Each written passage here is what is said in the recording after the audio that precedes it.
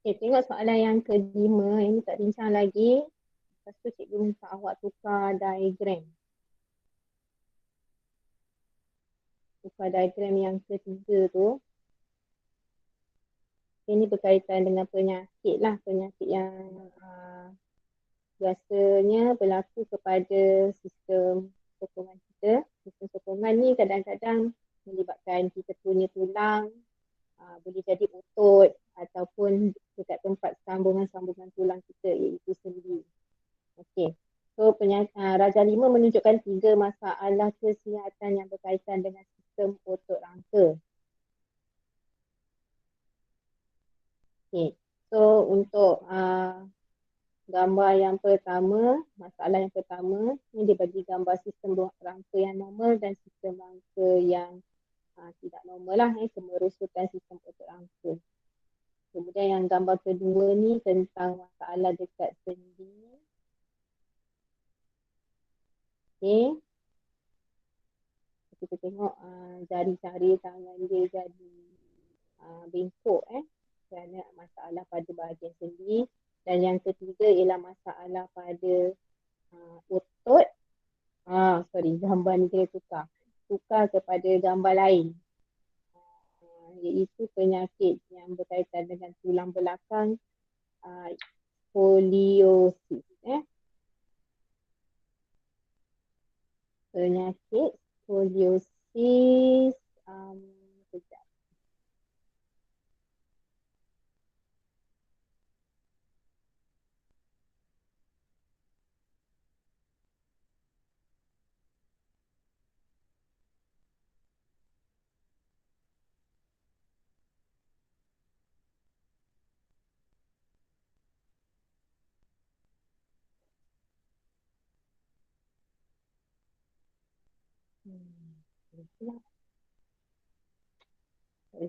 Tak apa. Okay, so yang kita nak kena explain soalan ni 3 masalah markahnya 10. Okay, 10 markah. Jadi kita kena pandai-pandai bahagikanlah 10 markah tu untuk 3 jenis penyakit. Mungkin dalam satu masalah tu dalam 3 hingga 4 poin lah. 3 hingga 4 markah. Okay, saya nak dengar jawapan untuk masalah yang pertama. Siapa boleh share jawapan?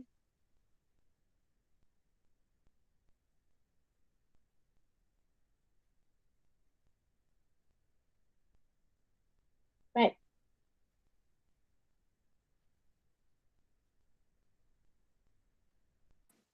Cikgu, saya nak cuba. Okay.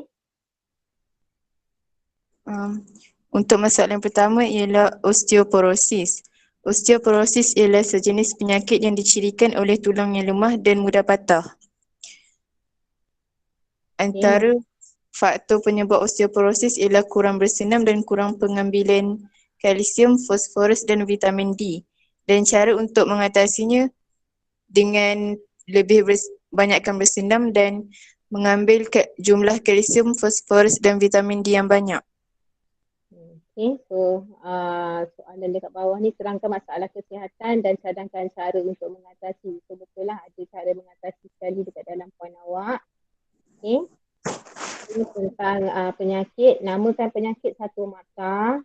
Lepas tu kita explain penyakit tersebut. Iaitu penyakit yang disebabkan oleh tulang yang menjadi biasanya kita gunakan istilah rapuh ataupun poros. Ini macam tadi ada jugalah yang apa ni awak cerita tentang mudah patah tu boleh dapat markah lah. Okey, kemudian kesannya tulang tu mudah patah. Okey. So biasanya berlaku disebabkan oleh kehilangan kalsium. Jadi kalsium dalam tulang ni dia mengeraskan kita punya struktur tulang. Kalsium tulang yang padat tu sebenarnya tulang tu terdiri daripada kalsium. Kemudian cara untuk mengatasi dia, kita makan makanan yang berkalsium ataupun itu contohnya macam kita ambil susu kan. So yang tu kalsium dan juga fosforus. Okay. Itu untuk tulang ni untuk penyakit osteoporosis ni ada lebih daripada 4 masa dekat situ. Okay, so I explain dari segi nama penyakit. Okay, nama dia, lepas tu punca dia dan cara mengatasi. Okay, untuk masalah yang kedua, boleh share jawapan yang lain?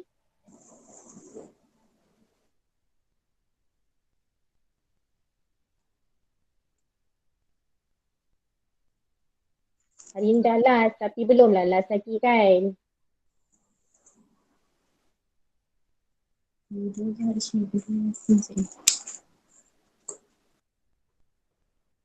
Right. Kalau tak bersuara, memang cikgu akan live je lah. Tak payahlah bincang. Cikgu, saya nak cuba. Okay, Fatin. Masalah 2 ni penyakit osteoartritis. Penyakit ni berlaku disebabkan rawan yang haus antara tulang-tulang dan cara untuk mengatasinya mengambil glukosamin yang mampu membina rawan. Okay, betul, boleh? Betul. Okay, arthritis atau osteoartritis ni ada beberapa jenis. Okay, dan punca dia juga berbeza. Ada yang berpunca daripada rawan haus, kan? So boleh dapatlah masa dekat situ. Tapi dalam gambar ni dia sebut tentang rheumatoid. Rheumatoid ni biasanya bukan disebabkan oleh rawan yang haus, tapi lebih kepada keradangan. Okay.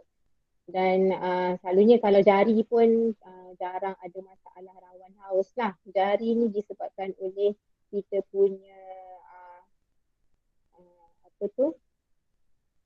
sistem badan kita, antibody badan kita menyerang sel-sel badan kita sendiri. Yang itu ialah untuk rheumatoid. Okay, so menamakan penyakit tu iaitu arthritis ataupun rheumatoid arthritis ataupun osteoarthritis boleh diterima lah. Tapi untuk gambar ni kita fokus pada rheumatoid. Okay, kemudian kesannya ialah pergerakan.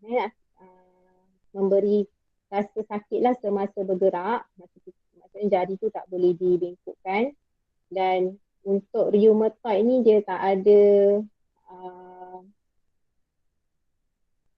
dia cuma ada ubat untuk mengurangkan rasa sakit. Jadi kita bagi ubat untuk kurangkan dia punya rasa sakit dia, ubat tahan sakit. Okay. Dan kalau untuk jenis yang dekat lutut tu, osteoarthritis, betul kita ambil glukosamin. Okay. So boleh dapat maka untuk jawapan tadi. Okay, masalah yang ketiga, dia berkaitan dengan gambar sistem dengan tulang belakang.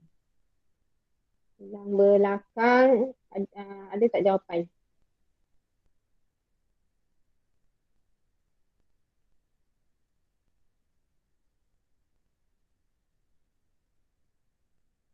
Apa nama penyakit dia?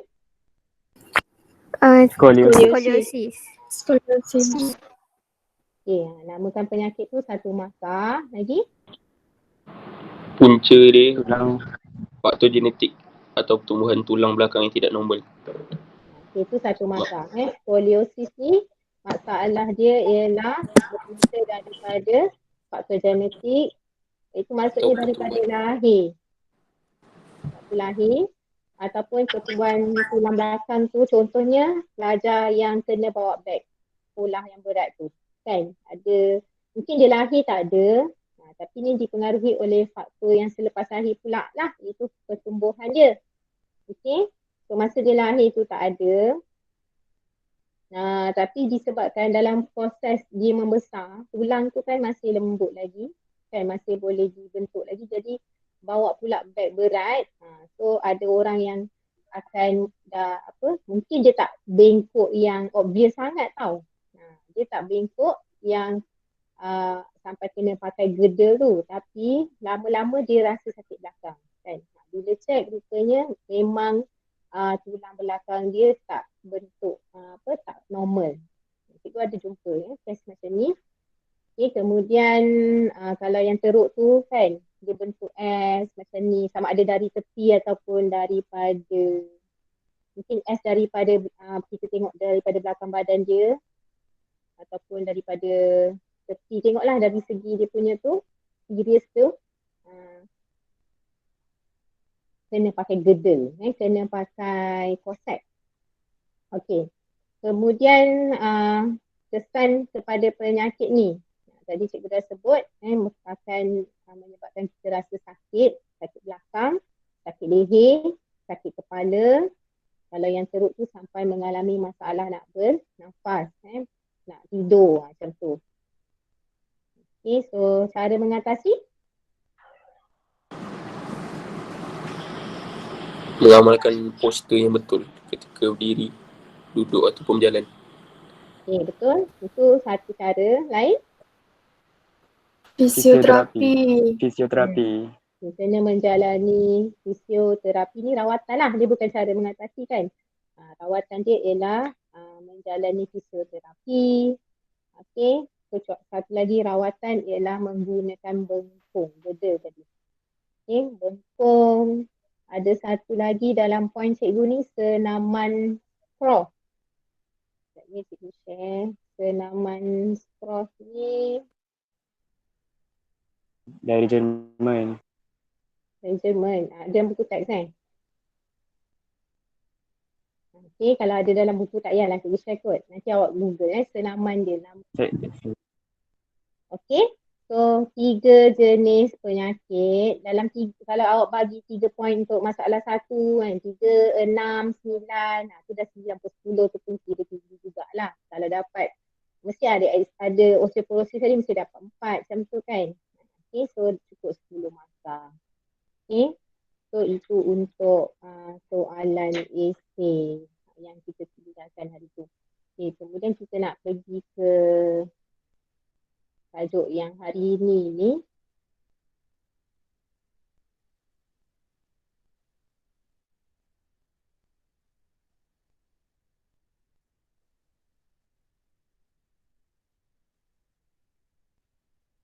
Okay, tajuk untuk bab 6. Kita patah balik, sebenarnya dah habis dah bincang. Kita mula bab apa hari tu? Bab 7, 8 macam tu kan? Bab 7 respirasi kan kita belajar. Kita ulang balik bab 7 sampailah kepada bab yang ke-15. Ni patah balik kepada bab 6. Mitosis dengan meiosis.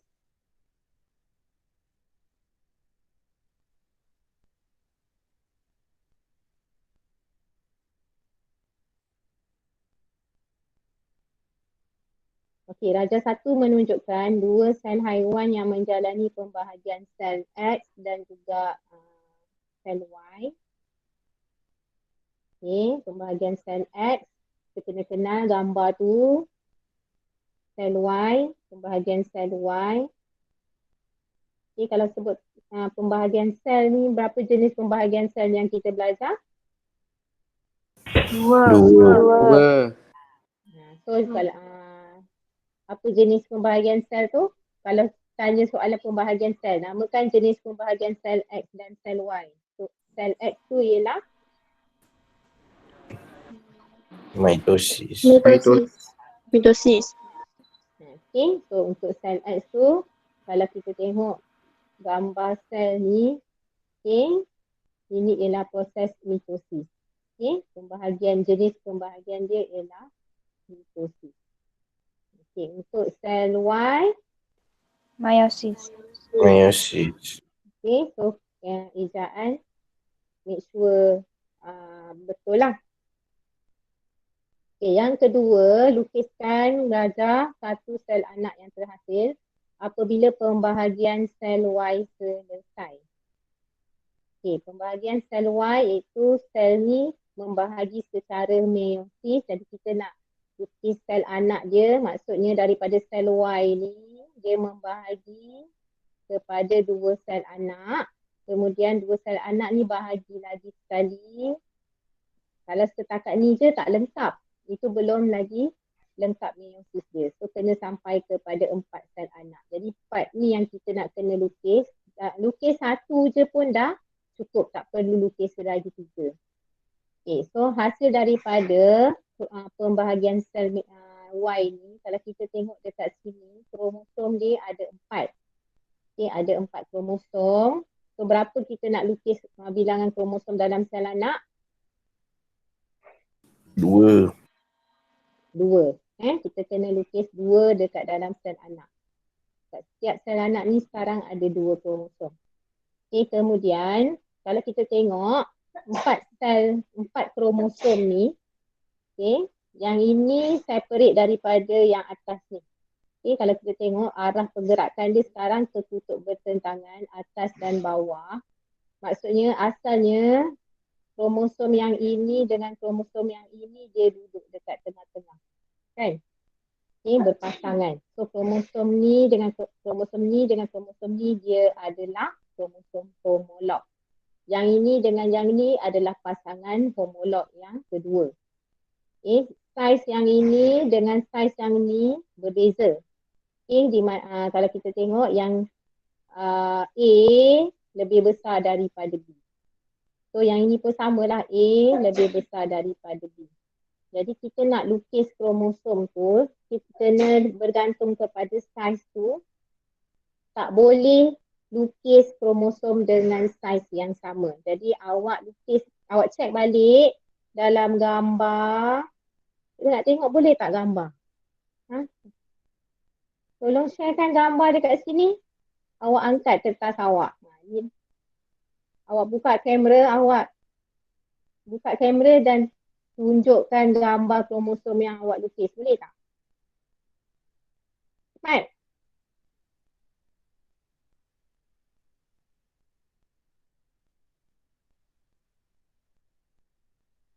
Cepat nak tengok gambar kromosom yang dilukis.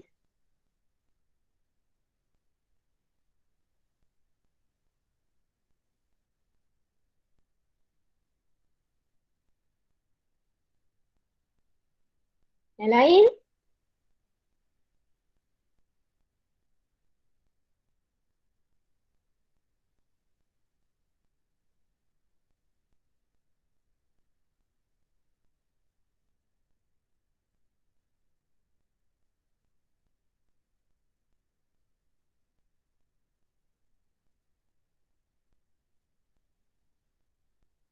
Satu orang je buat ni. Cepat.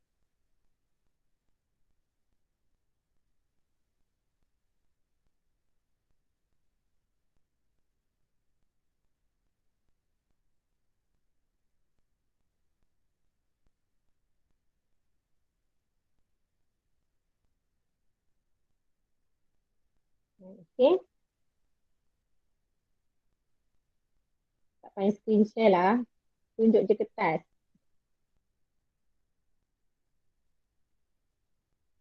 Jangan lukis macam Fatin lukis satu besar, satu kecil kan? Okay, Fatin Akila, satu besar, satu kecil. Boleh. Betul, betul. Ataupun kita nak lukis satu besar, satu kecil, tapi satu putih, satu hitam pun boleh. Okay, Adam. Adam apa nama ni? Muhammad Adam. Kelas mana sih? Lepas 41 ke?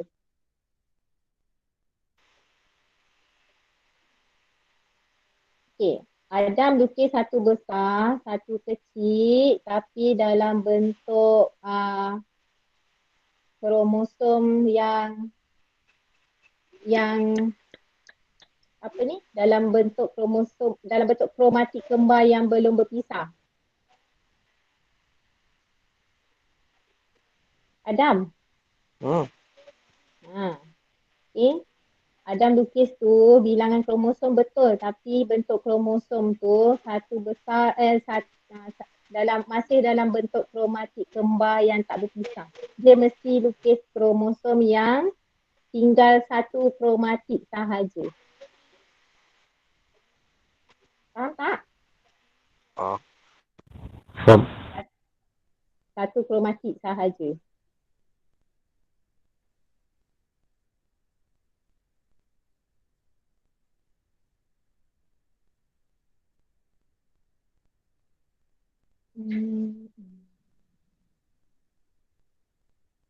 Sekejap.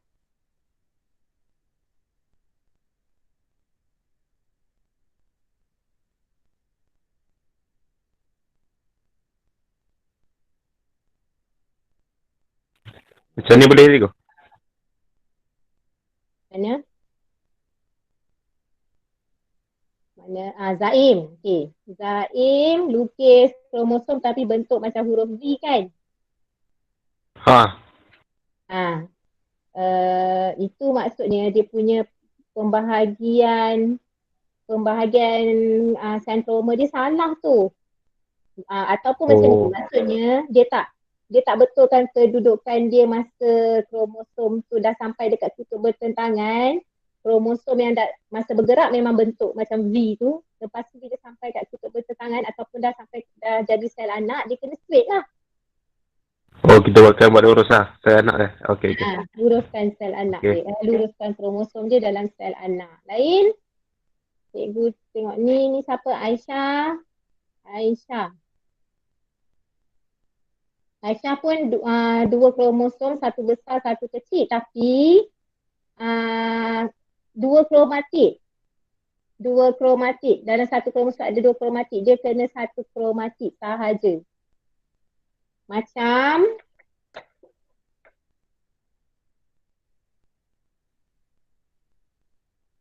satu kromatik ni maksud satu kromatik. Okey. Satu kromatik. Okey, yang ni siapa? Aina betul. Tahniah Aina. Ni Iza betul. Tahniah. Okey, Zaim dah betul dah tu. Siap ada pindah silang lagi kan? Macam tu lah. Okey. Cikgu.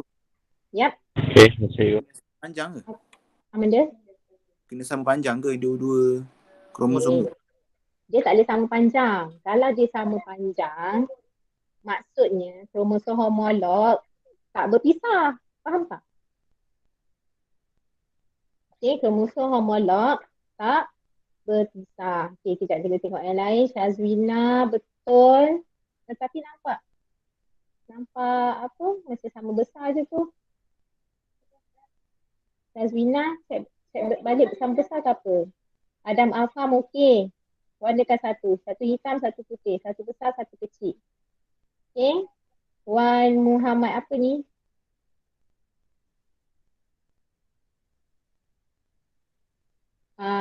Satu besar, satu kecil tapi dua-dua hitam. Dia satu hitam, satu putih. Sepatutnya lah. Seeloknya. Okey. Zafira okey. Sudah okey.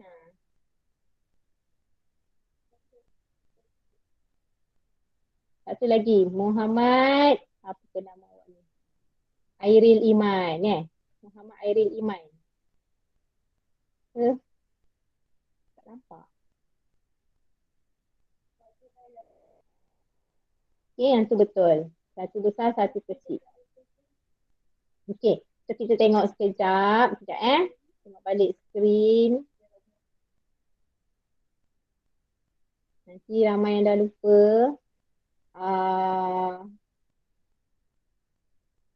Kromosom, istilah kromosom ni. Okey, kromosom macam ni.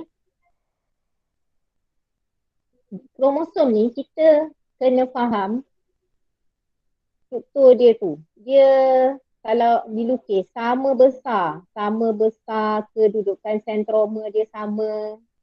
Okey, dan terdiri daripada dua kromatik. Ni satu kromatik, ini satu lagi kromatik. Dua kromatik yang melekat pada sentroma yang sama, kita panggil ni ialah kromosom ni kita panggil kromosom homolog. Yang homolog tu maksudnya merujuk kepada gambar kromosom. Kedua-dua ni ialah kromosom homolog. Tapi antara kromatik pertama dengan kromatik yang kedua ialah kromatik adik kembar. So tadi ada yang lukis ni saja, kan, V tu. Ni yang atas ni je dia lukis. Maksudnya pembahagian dia salah lah. Dia kena bahagi kat tengah-tengah ni. Tengah-tengah ni. So patutnya yang sebelah sini. Okay. Kemudian kita ada apa, kadang-kadang kromosom homolog juga, tapi kita lukis macam ni. Sorry, ni bukan homolog. Okay. Lukis macam ni. Tapi sentroma dia asing kan? Okay. Sama besar. Kena lukis sama besar lah. Pun boleh juga jadi itu adalah kromosom homolog. Tapi bila kita nak lukis sel anak, tak bolehlah sama besar. Dia kena satu besar, satu kecil. Okay. So, lukis dekat bawah ni. Lukiskan saja satu sel anak. Satu sel je. Tak payah lukis banyak-banyak. Okay. Lukis satu besar, satu kecil. Ada pindah silang, dah berlaku. Lepas tu, kalau nak buat dia punya paternal-maternal dia, buatlah satu hitam, satu putih. Tapi ini bukan pasangan dah. Ini bukan kromosom homolog. Satu markah. Okay, terangkan kepentingan pembahagian sel kepada manusia. Okay, apa kepentingan pembahagian sel? Menghasilkan variasi genetik. Okay, selama ini merujuk kepada meiosis lah. Jadi dalam meiosis memang ada variasi disebabkan adanya pindah silang. Okay, 2 markah ni, lagi satu. Boleh ke cikgu cakap memastikan bilangan kromosom diploid? Okey, boleh. Nak memastikan bilangan kromosom diploid kena tambah dalam ayat tu untuk generasi yang seterusnya. Oh, okey. Sebab setakat proses meiosis ni, dia akan hasilkan haploid. Tapi yang haploid tu ialah gamet. Kan? Nanti gamet akan bersenyawa dengan gamet satu lagi, dapat anak yang baru, yang ni yang diploid. Okay, diploid. So memastikan, maksudnya ini dah generasi anak lah, bukan sel anak tau, anak. Faham tak? Faham? Generasi Kan, sebab contohlah kan, gamet ni dihasilkan oleh induk yang pertama, ayah dia. Bersenyawa dengan gamet yang kedua, induk kedua, iaitu ibu lah kan. Persenyawaan berlaku antara gamet biasanya dari ibu dan ayah. Lepas tu bila ibu tu lahirkan anak, anak tu dapatlah bilangan kromosom yang diploid. So mengekalkan bilangan kromosom yang diploid dalam generasi yang seterusnya.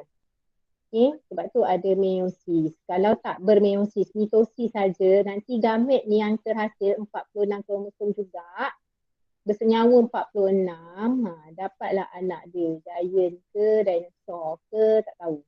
Kan? So bilangan kromosom anak-anak makin lama makin berganda-ganda pula. Kan? So spesies tu tak dikekalkan. Faham? Faham? Faham. Okay, so mengekalkan bilangan kromosom yang diploid dalam generasi, tapi menghasilkan bilangan kromosom yang haploid dalam gamet. Bilangan kromosom yang haploid dalam gamet. Okay, nyatakan 2 perbezaan pada peringkat yang ditunjukkan dalam rajah 1. Okay, 2 perbezaan pada peringkat, maksudnya dia merujuk pada gambar ni, rajah 1. Peringkat apa ni? Anafasa. Bagus. So anafasa. Jadi kita ada anafasa mitosis dengan anafasa meiosis. Okay. Anafasa 1 meiosis. Jadi kita nak bezakan. Yang pertama, apa yang boleh kita sebut tentang perbezaan ni?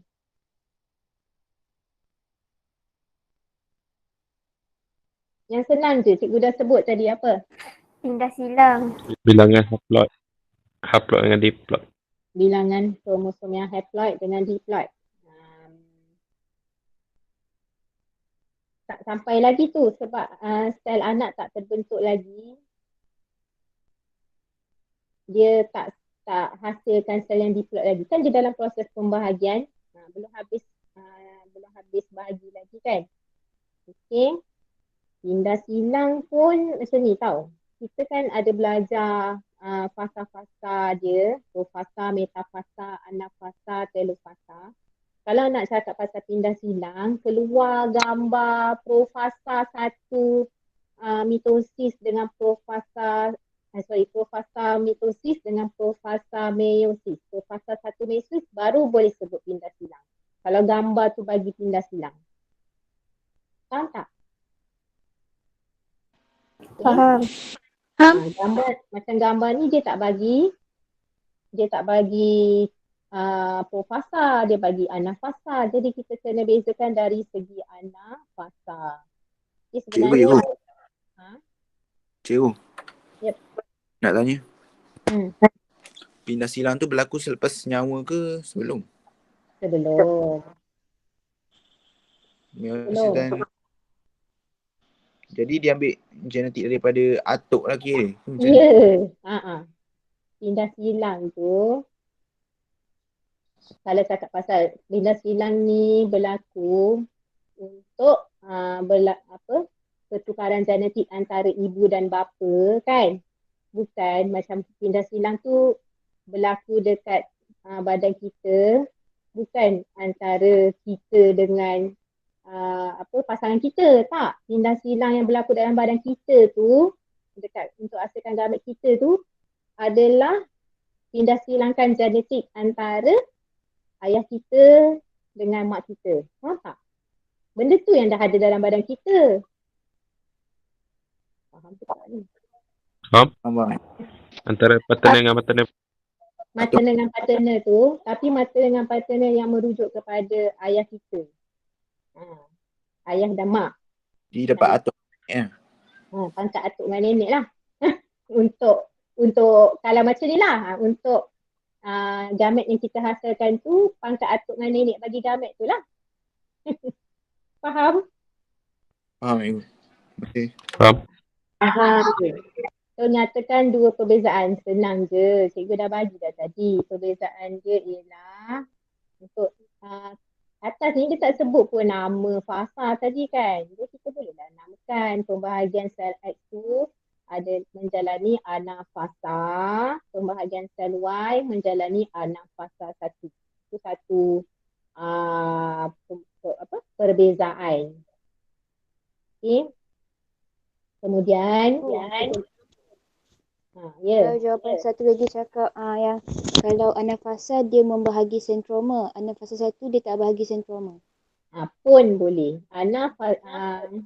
Anafasa mitosis, sentroma dia berpisah. So kita boleh tulis pembahagian sel X, sentroma berpisah ataupun kromatid berpisah. Sentroma membahagi, macam tu. Kan? Untuk sel X ni, sentroma ni membahagi. Tapi untuk sel Y, yang ini sentroma ni sebenarnya tak melekat pun dengan sentroma yang ni.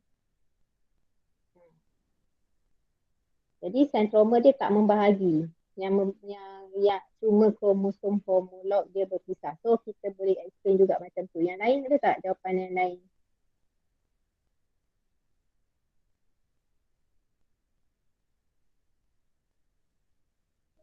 Kalau cakap lagi satu yang kalau anafasa pembahagian sel X dia menyebabkan kromatid kembar berpisah. Tapi kalau pembahagian sel Y kromatid kekal jadi kromatid kembar. Lebih baik jawab kromosom homolog berpisah. Okay. Kemudian kita tengok soalan yang D. Soalan D, bilangan kromosom dalam seekor lembu adalah 60 kromosom. Melalui proses pembahagian sel Y, nyatakan bilangan kromosom dalam anak lembu. Okay, berikan alasan.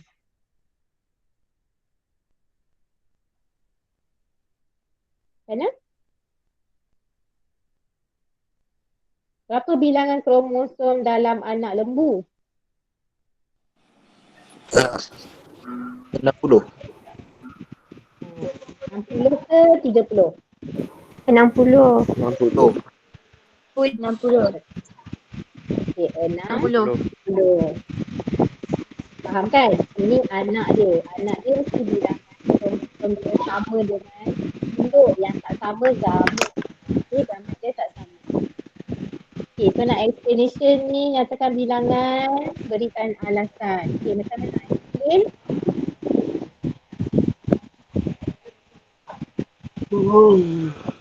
Okay, explain. Explanation dia yang pertama, kita boleh katakan pembahagian sel Y akan menghasilkan gamet 30 kromosom. Macam mana dapat 60 tu? Okay. Kerana pembahagian sel Y atau meiosis. Boleh terus tulis je, jangan takut. Kalau kita dah apa? Kita dah buat soalan atas-atas, kita dah tahu dah sel Y itu ialah proses meiosis. Tulis je lah meiosis, tak salah pun. Okay. So pembahagian sel Y ataupun meiosis menghasilkan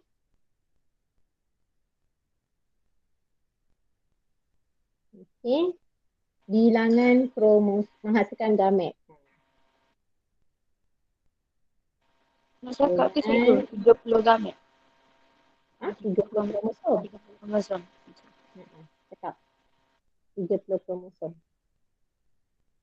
Ataupun 30 ni separuh daripada ni kan. Inilah yang kita katakan haploid tadi. Okey, iaitu separuh daripada sel induknya. Tapi macam mana boleh dapat 60? Kerana apabila berlaku persenyawaan, okey, iaitu antara sperma dan ovum, maka apa tu? Bilangan kromosomnya menjadi 60. Okey, 2 markah. Next, soalan E, bahan karsinogenik dalam pewarna makanan tiruan boleh menyebabkan bilangan kromosom sel anak yang terhasil daripada pembahagian sel Y, meiosis tadi, adalah berbeza. Okay, terangkan kejadian ini. Apa kesan dia? Dia cakap pasal apa ni? Soalan ni. Bahan karsinogenik. Cancer. Cancer.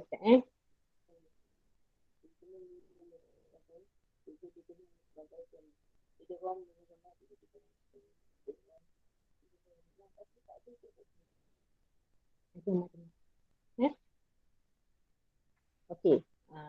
Kanser bahan karsinogenik ni memang ada kaitan dengan kanser.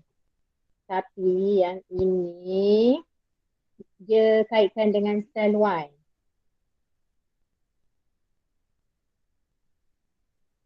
Pembahagian meiosis. Macam mana? Pembahagian kromosom. Pembahagian kromosom tu. Tak terkawal.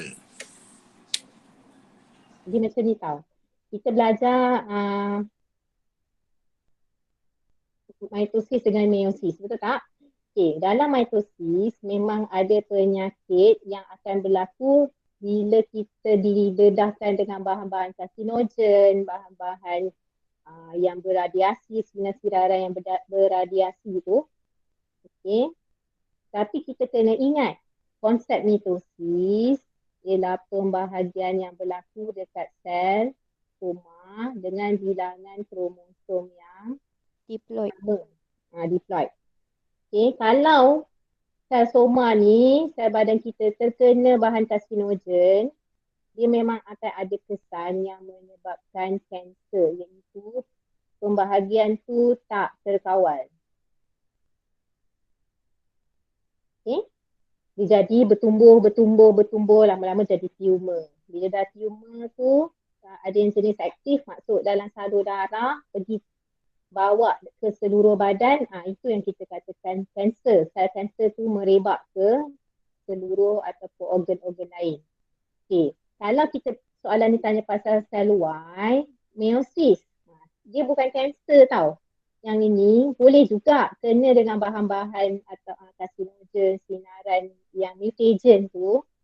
Dia punya kesan bukan kanser tapi dia menyebabkan yang kita belajar lah kan. Mungkin ada penyakit-penyakit lain yang tu doktor tu tahulah. Tapi yang kita belajar dalam sukatan kita ni dia cakap pasal gentian gelendong akan tidak akan terbentuk dengan sempurna. Tidak terbentuk.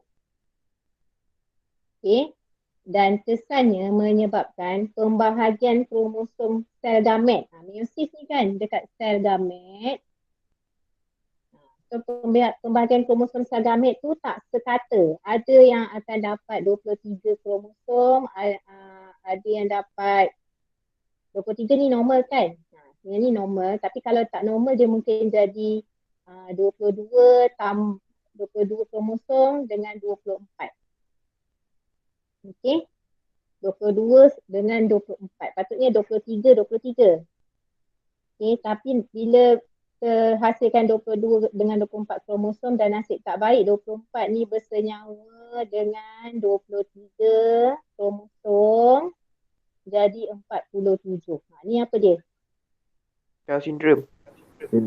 Down syndrome. Syndrome Down. 47 kromosom, iaitu satu penyakit di mana dia ada ekstra satu kromosom pada kromosom yang ke-21. Jadi ini bukan kanser pula. Kan dia melahirkan anak, sebab melahirkan anak yang sindrom Down lah. Sebab masalah dia adalah ini penyakit yang berpunca daripada kecacatan gamet tu yang disebabkan oleh terkena karsinogen tadi. Okey, so cikgu dah bagi jawapan dekat situ. Soalannya tadi apa? Terangkanlah karsinogen tu yang menyebabkan bilangan kromosom sel anak yang terhasil daripada pembahagian sel Y adalah berbeza. Dan nyatakan dah kat sini bilangan kromosom sel anak. Bukannya cakap pasal pembahagian sel secara tak terkawal ni. Pembahagian sel secara tak terkawal ni bilangan kromosom dia sama je. Okey? Cuma yang gamet ni. So nak explain macam mana? Mungkin gelendong tidak dapat fungsi dengan baik. Kenapa? Gencang gelendong. Okey. Gencang gelendong tidak terhasil. Tidak terbentuk. Gentian gelendong tidak terbentuk. Okey. Ini macam dah tengah-tengah sikit kan. Kita boleh ambil ayat tu lah macam kita nak menjawab soalan. Nama awak siapa? Nama saya. Jadi kita ambil sikit. Karsinogen merencatkan pembentukan gentian gelendong. Respon dengan soalan lah kan. Okay. Waktu bila dia merencatkan ni? Waktu fasa apa? Metafasa. Fasa. Masa pembentukan Anafasa. Masa meiosis. Pembentukan dia ialah anafasa ni iaitu waktu dia bukan waktu pembentukan dia, waktu dia nak separate tu, bila tak ada gentian gelendong terbentuk dalam fasa anafasa 1, kromosom homolog dia tak boleh terpisah. Cikgu salah soalan, sorry. Kromosom homolog tidak terpisah. Okey. Kesan dia ialah waktu anafasa 1 nanti, bila tak ada gentian gelendong, kromosom homolog ni tidak akan terpisah dan tidak akan ditarik ke kutub bertentangan. Okey. Kemudian, apa lagi boleh cerita? Kesannya ialah Meiosis tidak. Pembahagian kromosom tidak stabil. Itu macam perkataan stabil tu maksudnya apa? Dia general sangat stabil tu. Kalau nak pergi pada ni, Tidak sekata. tidak sekata. Ataupun Tak sama. menghasilkan bilangan kromosom yang lebih atau kurang. Lebih atau kurang satu. Dia tak adalah sampai banyak tau. Kalau banyak, kau bayangkan kalau lebih satu kromosom saja pun dah terhasilnya sindrom Down. Cuba kalau lebih banyak. Lebih 10 ke. Faham tak? Dia punya kerosakan dia sangat besar. Biasanya fetus tak akan terbentuk pun. Macam tu. Faham tak? Faham ya? Faham. Okay. So kita tulis menghasilkan gamet dengan bilangan kromosom yang kurang atau lebih satu. Okay, boleh? Okay, ada soalan yang kedua ni. Yang ini cikgu nak simpankan untuk awak buat. Dah siap ke belum? Buat untuk cuti ni. So kita stop kat sini je lah. Soalan ni esei 4 markah, 6 markah, 2 markah ni kita jadikan holiday package awak. Buat dan hantar tahun hadapan. Kalau cikgu ni lah tak ada online kelas lagi lah dengan awak kan. Tengok bulan 1 ni macam mana. Boleh? Boleh. InsyaAllah. InsyaAllah cikgu. Okay. So yang ni jadikan sebagai homework lah. Okay. So habislah kita ada lagi beberapa minit. So hari ni cikgu dah share dah juga Google Form. Soalan Google Form tolong jawab Cikgu, Yap. yang gambar tu gambar apa sebenarnya? Gambar apa? Yang Rajah 7.1A dengan B tu. Sekejap. Itu kat soalan mana? Yang cikgu tengah share ni. Cikgu tengah share. Sekejap mana? Kenapa awak tak cakap pun? Betul tak? Yang cikgu suruh siapkan ni. Sekejap ya. Cikgu tengok kat mana dia. Oh, faham. Okey, sekejap ya. Rajah 7.1 dengan 7.1A, 7.1B ni. Dua pictomicrograph ni kan macam ni tau. Selama ni kita lukis kromosom tu macam ni bentuk dia, betul tak? Tapi gambar dalam bentuk pictomicrograph ni ialah gambar sel yang sebenar. Macam mana rupa bentuk kromosom tu dalam sel tu, inilah dia. Tak adalah secantik ribbon. Okay, nasib baik awak tanya. Jadi orang lain boleh lah. Ni juga baguslah soalan awak. Okay, bandingkan pelakuan kromosom. Jadi awak nak kena tengok gambar ni satu sel yang kromosom dia, cuba awak tengok kromosom dia dalam bentuk macam mana. Dia nampak macam mana? Dia nampak tersusun kat tengah kan. Sebenarnya ini fasa apa? Metafasa. Metafasa. Okay, sentroma dia tu dekat tengah-tengah tapi dia punya kromatik ni dia macam tali, macam layang-layang je. Dia akan ikutlah dia duduk sebelah sini ke kan. Dalam keadaan dia tersusun ni lah, tapi bila dia ditarik, nampak tak gambar yang kedua ni? Ni sentroma dia dekat depan, dia punya ekor dia kat belakang macam tu. Okay, ni fasa apa agak-agak? Anafasa. Anafasa. So memang pembahagian kromosom tu betul-betul berlaku dalam sel. Ini menunjukkan yang cikgu cerita ni benda yang memang bukan mitos lah kan. Dia berlaku dalam sel dan inilah gambar dia. Boleh faham? Boleh.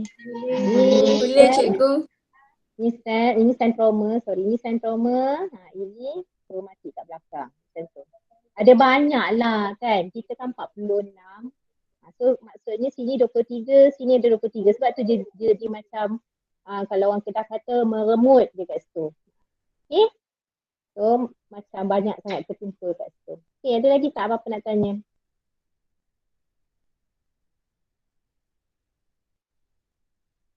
Tak ada dah? Okey, tak ada dah. So cikgu ucapkan selamat bercuti 2 minggu, 3 minggu lagi baru nak jumpa kat sekolah. Jadi dalam perancangan sekolah awak akan masuk dalam 21 ke hari 21 kalau tak silap cikgu. 21 hari bulan, tak sure itu hari pertama sekolah ke ataupun hari awak balik ke asrama. Dan awak akan ada peperiksaan diagnostik, iaitu kita kan tak sempat akhir tahun hari tu. Kita akan ada peperiksaan diagnostik untuk semua subjek pada 25 hari bulan. Okey. So cikgu nasihatkan awak ada semasa setahun lagi. Itu tahun yang penting untuk awak. Jadi tolong cover topik-topik tingkatan 4. Kalau ikutkan topik tingkatan 4 ni memang berat lah sebab selama ni yang kita belajar masa tingkatan 4 ni ialah yang diajar di tingkatan 5. Maksudnya kalau ikut silibus lama dianggap macam bila dah tingkatan 5 baru belajar yang susah-susah sikit.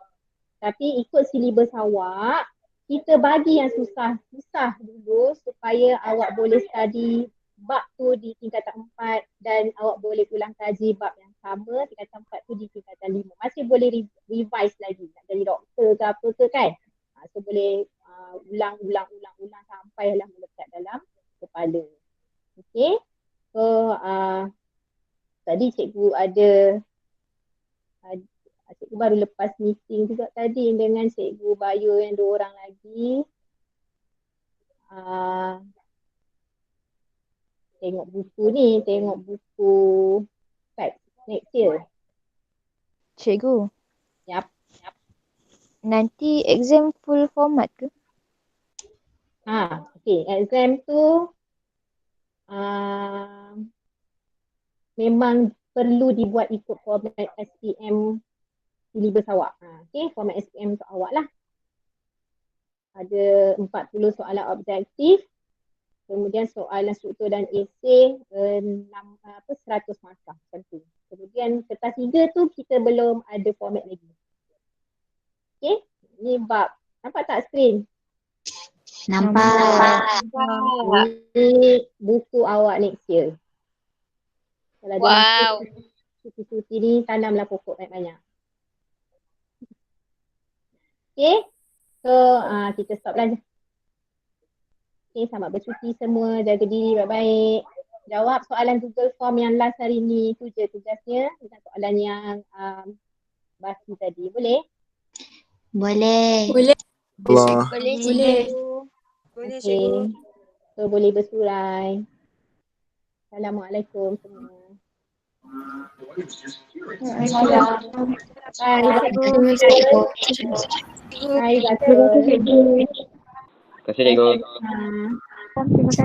Terima kasih cikgu. Terima kasih cikgu. Okay, bye. Terima kasih cikgu. Terima kasih cikgu. Cikgu. Selamat bercuti juga. Terima kasih cikgu.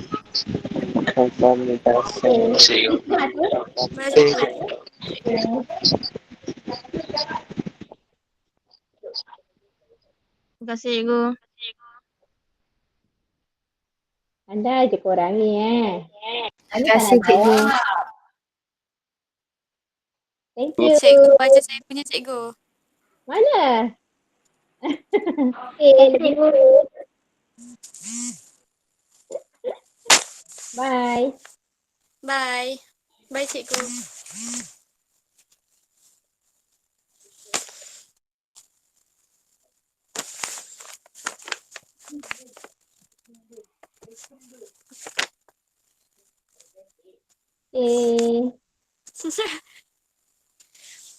Bye Farah. Hai cikgu.